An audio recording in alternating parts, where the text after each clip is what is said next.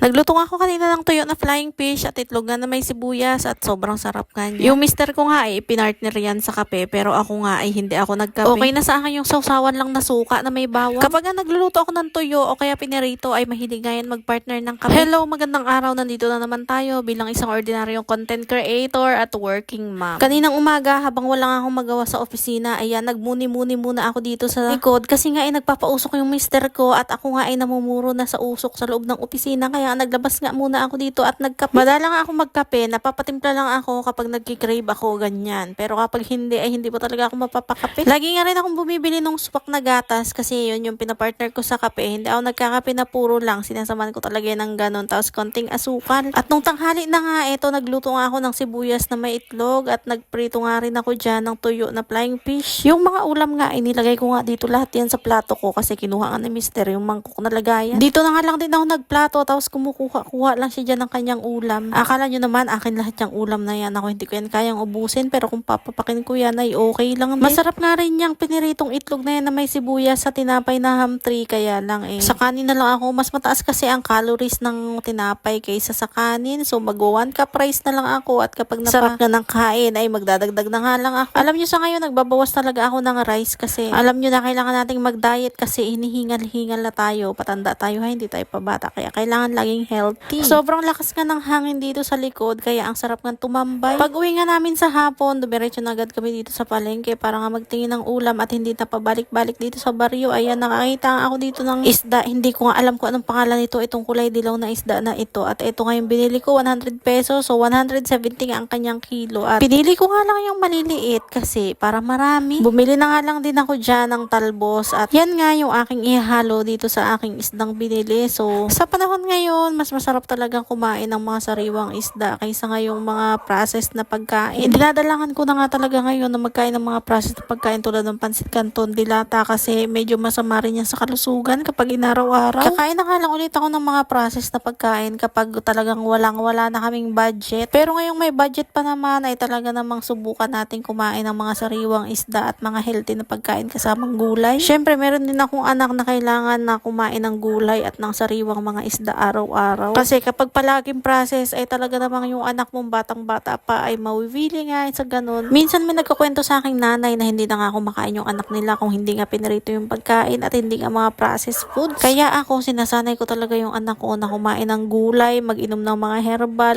At kahit gaano pa nga yan kapait ay okay nga lang sa anak ko. Tapos sinasabayan ko na nga lang yan minsan ng prutas para hindi nga siya maibahan ng lasa. Bibili nga sana ako dito ng kalamansi para nga ipang-asim ko doon sa istang binili ko. Kaya lang ay nakakita nga ako dito ng talbos ng kalabasa at bulaklak. Yun na nga lang yung aking binili. Kapag ito kasi ang nilalahok ko sa isda, nilalagyan ko lang yun ng asin bechin at wala na nga akong ibang nilalagay dyan. Solve na nga yung aming kain. Alam nyo, kapag may nakikita talaga ako ditong bulaklak at talbos ng kalabasa, ito talaga lagi yung aking binibili kasi sobrang sarap nito at malasa lalo na kapag sinabawan. At pagtapos ko magluto, ayan, kumain na nga rin kami.